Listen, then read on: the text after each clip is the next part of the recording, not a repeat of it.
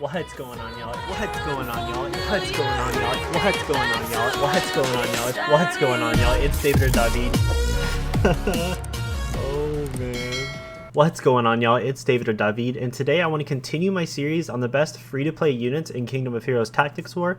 If you missed my first video where I covered like this entire sheet, starting with actually the nature units, I told you guys I was going to do the fire and the water units later, and that's going to be this video for at least the fire units.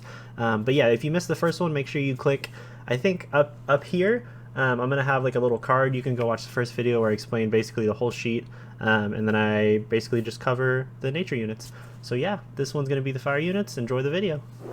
So kicking it off, we're actually going to start with one of my favorite fire units, my boy Muspell or Muspell. He's completely insane. He's still to this day my farmer, because he does, like, I'll put a clip of it, but he can do one of the Conqueror stages. I think it's 1-3 in like 8 seconds. I think my fastest run is like 7 seconds.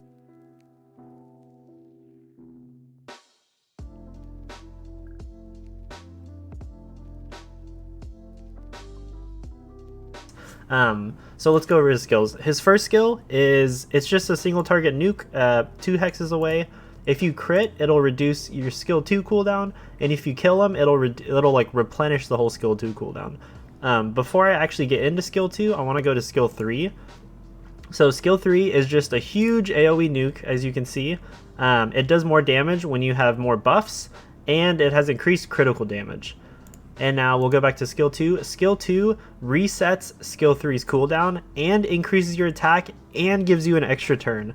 So like you'll see in the clip, or if you already watched it, he'll usually nuke the entire wave first with this, and then on the second wave, like where the boss is, he'll use this to reset the cooldown, give him increased attack, and then give him another turn, and then he'll just nuke the boss again with this. And it's completely nuts. And not only that, on top of all this, he has a universal attack leader skill.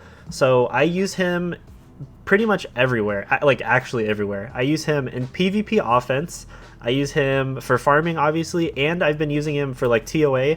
Basically every stage that isn't a boss floor, I use him just as my leader, just because he like nukes and clears the entire wave. So yeah, definitely build one. He's completely farmable. You get him from combining. But yeah, if you don't have one as your farmer or like for anything, I don't know what you're doing, man. Alright, so Muspell was actually our only 4-star on this list, because the other two like fire combination units aren't that good. I think it's like Hecaton and then Brunhild or Brunhilda. I don't really like them. So moving on to the 3-star units, first up I have Cassiopeia. Right here. So her skill 1 is just continuous damage for 60. I think it's a 60% chance once you skill it up. Not that good, especially since she's melee, but the main part, or the main reason why I think she's great, is her skill 2 and skill 3. So her skill 2, it's a huge AoE 3-turn cooldown. She recovers damage, so it's pretty much like she has built-in vampire runes for this skill. And when they have more active debuffs, this increases the nuke damage. And if you don't kill the enemy, which you probably should if you have her runed well, if you don't kill them, it's guaranteed glancing hit rate unless they resist it. Because it doesn't show like the number here, it doesn't do like the accuracy resistance check, at least for like this would with the 60% chance. So it's basically a 100% chance. It's going to be really hard for them to resist it as long as they stay alive. And then the third skill, it's also AoE, except it hits all around her. It's only a 2-turn cooldown, it reduces enemies' defenses, and it always has advantage over the target's element. So you're going to be breaking pretty much everyone's defense around you, even the water units, with this skill. Super good. I would use her in PvP offense if you have her built up. She's also a terrific farmer. This is actually my Asia server account, which is why you don't see that I have like all these units that I actually do have. And on the Asia server, I'm only playing with 3-star units, and she's my farmer right now, so she's super good. Alright, so next up I have another 3-star, Morian. Let's go over her skill 2 first, because it kind of plays an important role. So her skill 2 attacks surrounding enemies with increased crit damage by 15%. This skill damage increases when the enemy has more debuffs, so like defense break, or she also has a skill that lowers their speed. So basically you just stack debuffs on them and then you just nuke them down with this. So back to her skill 1, it's a kind of AoE, it's like a wide cleave. Every successful hit reduces the dance, which is her skill 2, cooldown by 1 turn. So when this is maxed, it's only a 2-turn cooldown, and if you hit 2 enemies with this, it's going to reduce this cooldown back to 0. So like you can use this and then hit at least 2 enemies, which is super easy. They just basically have to be next to each other, and then this will reset. Not only that, her third skill is absolutely nuts. Her third skill is this. It's a ranged cast. It's a 5-turn cooldown, but it lasts for 3 turns. You reduce their defense and speed for 3 turns, which is huge, and you don't have to be in melee range. And then not only that, her fourth skill, she has a really good passive. If you kill them with any skill, you get increased attack for 3 turns. It's not like if you kill them with a basic skill, it's if you kill them with any skill, and with like defense break and with like these kind of nukes and stuff, it should be super easy to kill units. Like you could probably kill ingway with like a good ruined 6-star Morian. Alright, next up we actually have Sia, who's right next to Morian. I'm actually in the process of building one for TOAH or TOAH on my main account because I think she has a really good kit. So her skill 1, it hits like a kind of a weird cone, but it's really good if the enemies are like further away, which you kind of want to keep. You really want to keep your distance with her because her like base stats are super low. If you inflict, or if they have blocked HP recovery, you have a 100% chance to inflict continuous damage for 2 turns on them, which is huge. And inflicting block HP recovery is something you want to do anyways in TOA hard. This skill is the one that actually inflicts. So she can inflict block HP recovery by herself, or you can do it with other teammates. This one, it's an 80% chance when you skill it up to block HP recovery for 2 turns. So she has a 2-turn block HP recovery and a 2-turn continuous damage, which is already like way above par for like TOA hard units. And not only that, under skill 2, it's a large AoE, and every crit recovers your action gauge by 15%. So let's just say you hit like 3 units, that's half of your action gauge back. If you hit 4 units, that's over half of it back. If you played against her in TOA, like the TOA Sia boss stage, you know that she's like a turn cycling machine. Obviously those skills are like way exaggerated, but I mean she's pretty much the same thing for just normal Sia. And her third skill, it's at the end of the turn. This only happens every 4 turns, so like once she takes 4 turns, this will happen, and then 4 turns again, this will happen again. At the end of her turn, she gets increased mobility and gets an action opportunity. So what I think is like this skill is really good along with her passive because you take a lot of turns super quick. So like if this is about to come up, like say you're on your 2nd turn or your 3rd turn, you'd go and use this. You'd get your action gauge back, you'd take another turn, and right after that turn you'll get an action opportunity to take another turn. So you can take like 3 turns back to back super fast. And not only does she have a super good kit, she has one of the best costumes in the game. Check this out. All the way at the bottom. I mean, look at this. +2 to crit rate. Now that's nuts. Alright, next up I have Mutant Elf. And Mutant Elf, I know a lot of the units that I have on my free-to-play list are like really niche units, but he is like extremely niche. Like I only use him for like specific things, and that's only for TOA boss stages. So his first skill, attacks an enemy target by setting their inner powers on fire. Successful crits inflict continuous damage on the target for 1 turn. And when you skill it up, it's for 2 turns. This is really the only reason I have him. It's because every single time he takes a turn, he inflicts continuous damage on the target for 2 turns. Pretty much guaranteed as long as you crit. And usually if it's a water unit, they'll resist it. So like against just fire, anything but water pretty much on the boss stages, you just take him. His skill 2, it's a pretty nice nuke, like AoE nuke, but like I said, I only take him for the skill 1. His skill 3 is if the enemy is killed by your direct attack, Fire Pillar's cooldown is reset. Fire Pillar is just his AoE nuke. I mean, it's a super nice AoE, it does a lot of damage, but like I said, literally the only reason I take him is for his skill 1 dot damage. Alright, next up I have Cheiron or Cheiron. He's actually the only farmable 3-star that I have on here. You can get him from, I believe it's stage 5 on the Conqueror level. You can find him in a Rift dungeon. I want to go over his leader skill first. So his leader skill, when you fully level it up, it's plus 16% to universal crit rate. So every single person on your team, it's not like element specific, and it can be activated like anywhere. So like boss or like TOA, PvP, PvE, like all that stuff. But yeah, plus 16% crit. His skill 1, it's a really like kind of awkward AoE, but it has the potential to hit like the whole enemy team. It's a 70% chance to reduce their action gauge by 20%. The numbers don't go up with the skill ups, but the damage does. But just like 70% chance to reduce their action gauge by 1/5 is actually really huge. Like say someone has 200 speed, that's going to reduce their speed by 40. Like it'll knock their turn bar down by 40, which is 1/5, which is 20%, which is actually nuts if you think about it. Skill 2, it's also AoE, it's like a wide like ranged cleave.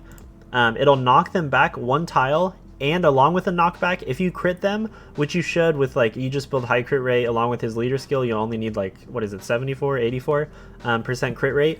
Successful crits will reduce the mobility of all 3 of the enemies hit, or potentially enemies hit, for 1 turn, which is huge. And it's only a 2-turn cooldown. You can reduce a bunch of people's mobility. So like if you have ranged like melee units on your like ranged units or healer or something, you could knock them back. Or if you want to knock back like the ranged units so they're out of range of your team, definitely you can use this.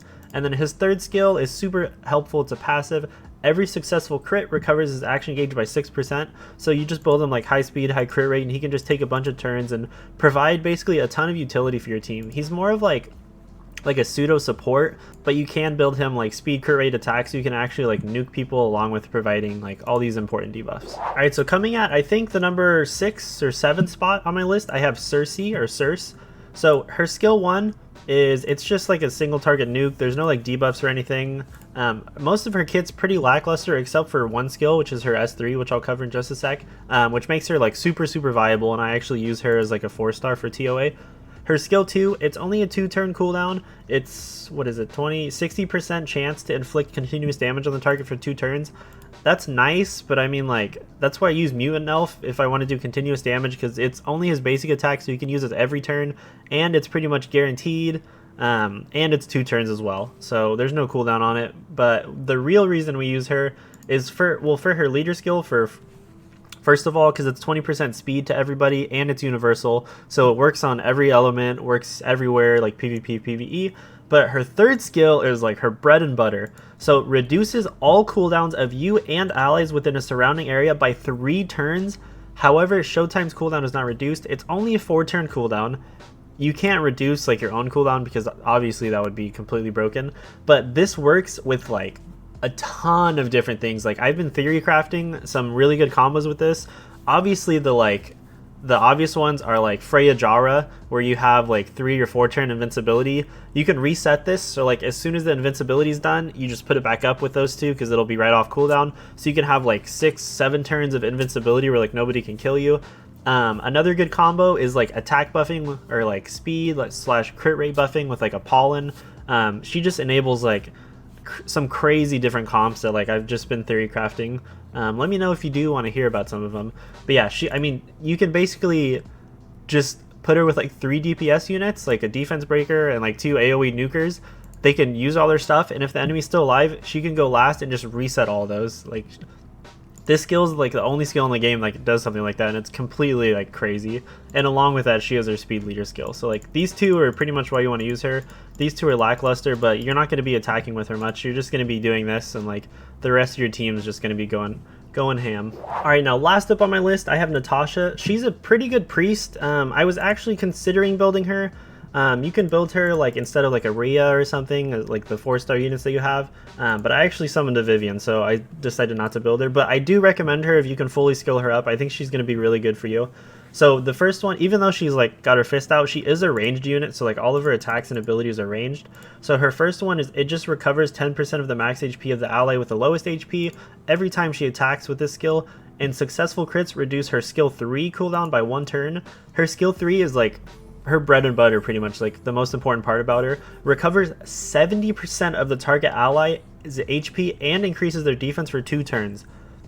Now, I know the 6-turn cooldown is super long, or it looks super long because it is super long, but like 70% HP is a lot of HP. Like, if you have an ingway with like 7k HP and he goes down to like 2k HP, this will restore him to like almost full health with just 1 skill. And then, so this is going to reduce, every time you use this, it'll reduce the cooldown by 1 turn. But her second skill removes 1 debuff, but if you skill it all the way up, it's 3 debuffs only on a 2-turn cooldown, and removing the debuffs reduces this skill's cooldown by 2 turns. So like, say you use this, and then it goes on a 6-turn cooldown, you can use this, and then it'll go on a 2-turn cooldown, which will reduce this to 4 turns, and then like, while this is on cooldown, you just attack with this, and by the time this is back up, you can use it to refresh this, and she's just going to be like, she's a pretty good healer, but it's only single target, unfortunately. But she also comes with this skill, which is 25% increased HP, also universal. So like I said, universal just means every element gets the bonus, as well as you get it everywhere, so PvE and PvP. But yeah, I mean, she's a pretty good priest. I would definitely recommend building her if you have just a ton, and it's easy to skill her skills up. This skill's really good skilled up. This skill is not so much. So like if you have enough to skill her up for this and you need a good priest, like a fire priest, I would definitely recommend building her. And that is going to be it, my friends, for my free-to-play fire unit series. I will be covering the water one probably this weekend or early the beginning of next week, like Monday or Tuesday. If you missed the nature one, make sure to go watch it. I'll leave another link up here. Like I said, I will leave the link down below in the description for the Google Sheet of my whole free-to-play series, which is going to look...